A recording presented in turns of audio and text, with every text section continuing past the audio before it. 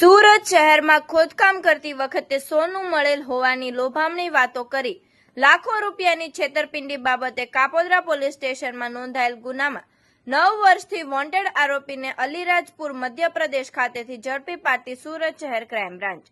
સુરત શહેર હદ વિસ્તારમાં ગંભીર ગુનાઓ આચરી ઘણા સમયથી નાસ્તા ફરતા હોય તેવા રીઢા આરોપીઓને શોધી કાઢવા નાયબ police commissioner Shri crime Surat નાઓ દ્વારા ક્રાઇમ બ્રાન્ચને જરૂરી સૂચના અને માર્ગદર્શન આપેલ, જેથી આ બાબતે ડીસીબી પોલીસ સ્ટેશનના પોલીસ માણસોની અલગ અલગ ટીમો વર્કઆઉટમાં હતી. તે દરમિયાન નાસ્તા ફરતા સ્ક્વોડના પોલીસ માણસોને મળેલ આધારભૂત બાતમી હકીકત આધારે મધ્યપ્રદેશ અલીરાજપુર ખાતેથી આરોપી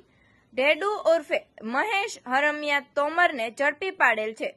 મજકૂર આરોપી કાપોદ્રા પોલીસ સ્ટેશન ઇપિકો કલમ 406, 420, 120B મુજબના ગુનામાં વોન્ટેડ હોય. મજકૂર આરોપીને પકડી પાડવા માટે નામદાર કોર્ટ દ્વારા CRPC 70 મુજબનું વોરંટ ઇસ્યુ થયેલ હોય, જેથી તેના વિરુદ્ધ કાયદેસરની કાર્યવાહી કરવામાં આવેલ